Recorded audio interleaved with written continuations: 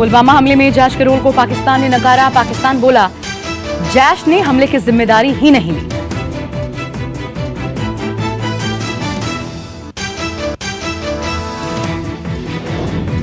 पाकिस्तान के विदेश मंत्री शाह महमूद कुरैशी ने विदेशी मीडिया के साथ बातचीत में कहा, पुलवामा हमले में जैश का हाथ नहीं। पुलवामा हमले में सीआरपीएफ के 40 जवान हुए थे शहीद। इस हमले के तुरंत बाद जैश ने एक वीडियो जारी कर इस हमले की जिम्मेदारी ली थी। मसूद अजहर को लेकर बार बार झूठ बोल रहा है पाकिस्तान। अब बोला बीमारी से तड़प रहा मसूद अजहर घर से नहीं निकल सकता। पाकिस्तान ने सार्वजनिक तौर पर मसूद अजहर को पाकिस्तान में होना स्वीकार किया था। विदेश मंत्री शाह महमूद कुरैशी बोले मसूद अजहर बेहद बीमार है। सरकार का बड़ा कदम, जम्मू कश्मीर के कट्टरपंथी संगठन जमाते इस्लामी पर प्रतिबंध लगाया। जमाते इस्लामी संगठन पर गैर कानूनी गतिविधियों में शामिल होने का आरोप, 2 दर्जन से अधिक सदस्य गिरफ्तार। जमाते इस्लामी पर प्रतिबंध के बाद श्रीनगर में धारा 144 लागू। महबूबा मुफ्ती ने सरकार की आलोचना की। महबूबा मुफ्ती ने ट्वीट करके कहा, जमाते इस्लामी पर प्रतिबंध लगाकर लोकतंत्र में बाहुबल से निपटना चाहती है मोदी सरकार। कल मोदी सरकार ने जमाते इस्लामी पर 5 साल का प्रतिबंध लगा दिया था। बताया जा रहा है कि इस संगठन के आतंकवादियों से साठगांठ है। एयर स्ट्राइक में जैश ए मोहम्मद के मदरसे की 4 इमारतें हुई थी तबाह। सरकार के पास तस्वीरें। अंग्रेजी अखबार के हवाले से समाचार, सरकार के पास रडार से ली गई तस्वीरों में साफ दिख रहा है कि एयर स्ट्राइक से जैश को कितना नुकसान पहुंचा। एयर स्ट्राइक के बाद पाकिस्तान ने दावा किया था कि बालाकोट में कोई आतंकी कैंप नहीं था। पाकिस्तान की पोल खुली। फोटो में साफ है कि एयर स्ट्राइक से जैश के मदरसे तालीम उल कुरान के 4 मकान तबाह हुए। ये मदरसा मसूद अजहर का रिश्तेदार चल रहा था। इसे गेस्ट हाउस की तरह भी इस्तेमाल किया जाता था, जिसमें आतंकी, ट्रेनर और फिदायीन रहते थे। सुरक्षा बलों के राशन स्टॉक में जहर मिलाने का आईएसआई का खतरनाक प्लान। जम्मू कश्मीर में अलर्ट जारी। जहर मिलाने के लिए पाक की आईएसआई कश्मीर में मौजूद अपने एजेंट का इस्तेमाल कर सकता है। खुफिया रिपोर्ट आने के बाद सुरक्षा बलों को अलर्ट किया गया। जम्मू कश्मीर के कुपवाड़ा में आतंकियों के साथ एनकाउंटर, 5 जवान शहीद। परसों से ही हंदवाड़ा में एनकाउंटर जारी था। इसमें जम्मू कश्मीर पुलिस और सेना सीआरपीएफ के जवान शहीद हो गए। 2 आतंकियों को मार गिराया गया। इलाके की घेराबंदी करके सर्च ऑपरेशन भी जारी है।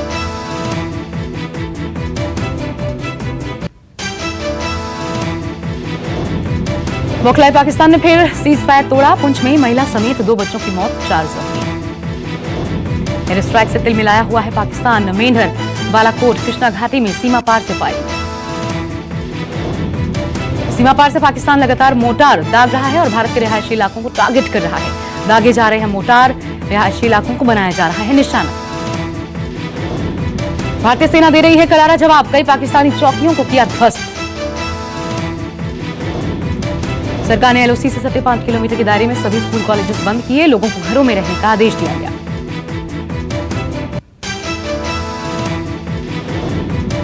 पिछले 8 दिन में पाकिस्तान 60 बार सीज फायर का उल्लंघन कर चुका है। एलओसी के आसपास रहने वाले लोगों ने बताया जंग जैसे हालात। भारत पाक के तनाव के चलते रावी पार सरहदी गांवों के लोग पलायन करने की तैयारी में। लोग सुरक्षित स्थानों पर ले जाए जा रहे हैं। सरहदी इलाकों में बसे मछुआरों पर भी पड़ रहा है भारत पाक सीमा पर फैले तनाव का असर। रक्षा के मद्देनजर सभी मछुआरों को हिदायत। अलर्ट के मुताबिक अगले आदेश तक मछुआरों को समंदर में जाने पर रोक। जो मछुआरे समंदर के अंदर हैं उन्हें लौटने की सूचना दी गई। तमाम सुरक्षा एजेंसियां मछुआरों के संपर्क में। मछुआरों को निर्देश, कोई भी संदिग्ध गतिविधि हो तो पुलिस को खबर करें।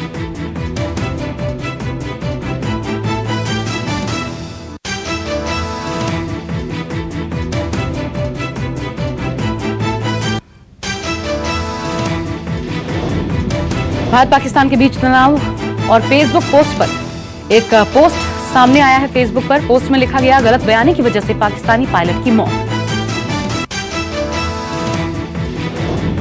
अभिनंदन ने जिस F-16 विमान को निशाना बनाया उसके पायलट को हिंदुस्तानी समझकर लोगों ने पीट कर मार डाला।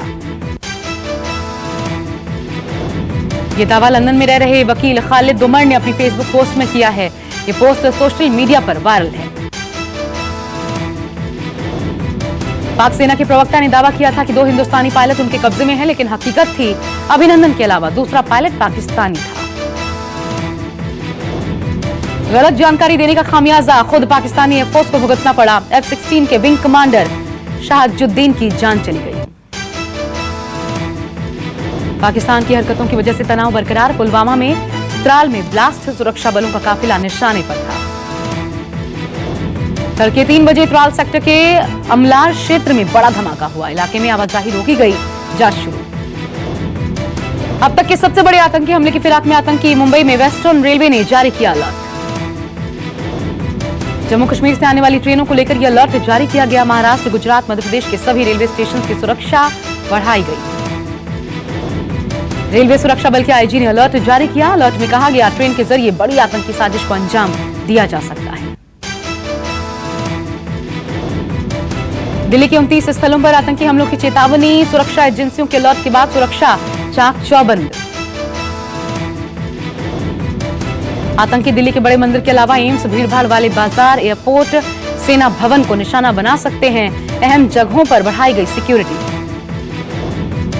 भारत पाकिस्तान के बीच जारी तनाव के मद्देनजर सुरक्षा एजेंसियों ने मेट्रो शहरों में अलर्ट जारी किया। पाकिस्तान आतंकी ग्रुप अब जम्मू कश्मीर के अलावा कई जगहों को बना सकता है निशाना। फिरोजपुर में एक पाकिस्तानी जासूस की गिरफ्तारी। जासूस के पास से पाकिस्तानी मोबाइल फोन बरामद। 21 साल के इस जासूस को बॉर्डर के पास से गिरफ्तार किया गया। फरीदाबाद में कबाड़ के गोदाम से बरामद हुई 1600 कारतूस, बम और अन्य विस्फोटक सामग्री। जांच अधिकारी मौके पर। लौट आया देश का शेर अभिनंदन। पाकिस्तान से सीना ताने लौटे वीर अभिनंदन। अटारी बॉर्डर के रास्ते पाकिस्तान से वतन पहुंचे विंग कमांडर अभिनंदन। बॉर्डर पर हुआ शानदार स्वागत। अभिनंदन ने 9:21 पर पाकिस्तान की सीमा से भारत की सीमा में कदम रखा।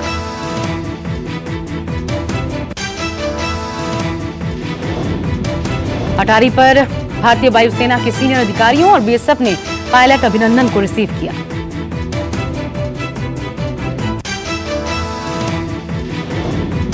भारत की जमीन पर करीब 56 घंटे गुजारने के बाद भारतीय वायुसेना के विंग कमांडर अभिनंदन स्वदेश वापस लौटे।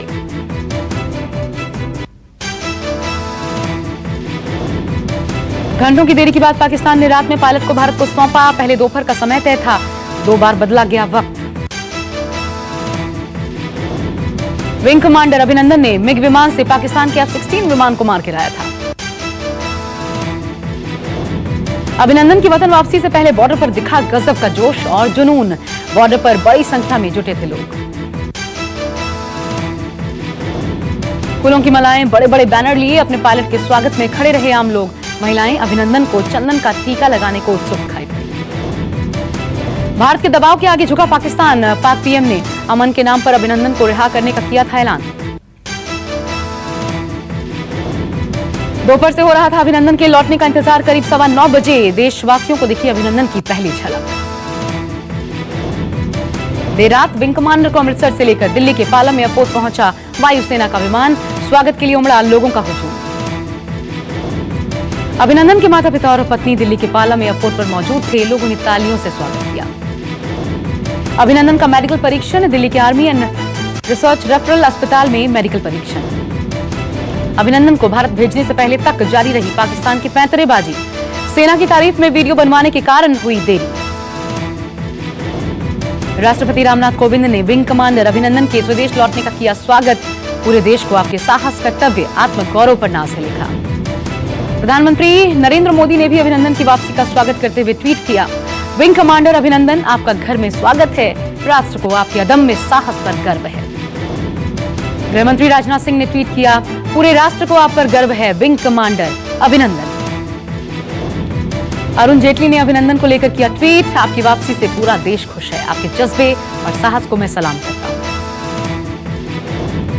विंग कमांडर अभिनंदन की वापसी पर बीजेपी अध्यक्ष अमित शाह ने कहा, पूरे देश में अभिनंदन की खबर पाकर खुशी है।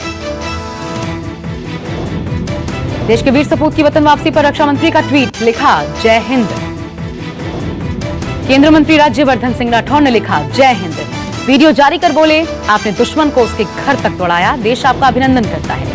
केंद्रीय मंत्री प्रकाश जावड़ेकर ने ट्वीट किया, विंग कमांडर अभिनंदन, आपका स्वागत है, हमें अपने सुरक्षा बलों पर गर्व है।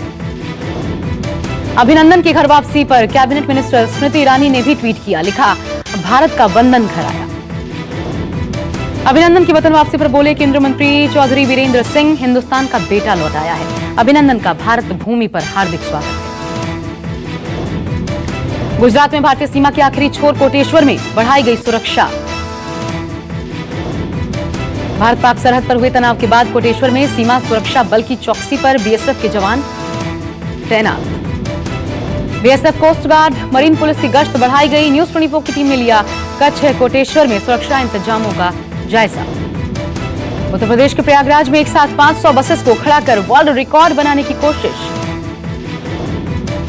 कुंभ मेले के लिए लगाई गई थी सभी बसेस, 3 किलोमीटर से भी ज्यादा दूरी तक लाइन में खड़ी दिखी बसें। मुख्य निर्वाचन आयुक्त सुनील अरोड़ा का बयान, तय समय पर होंगे लोकसभा चुनाव। पूरी तरह से तैयार है चुनाव आयोग, जल्द ही चुनाव आयोग तारीखों का ऐलान कर सकता है। पीएम मोदी की पटना रैली को लेकर उत्साह, बीजेपी कार्यकर्ताओं ने निकाली बाइक रैली। 3 मार्च को पटना के गांधी मैदान में है पीएम मोदी की संकल्प रैली, इसको लेकर जबरदस्त तैयारी। लखनऊ में सीएम योगी ने कई स्वास्थ्य सेवाओं का किया उद्घाटन। सीएम बोले, लोगों को बेहतर स्वास्थ्य सुविधा मुहैया करवाना सरकार का दायित्व।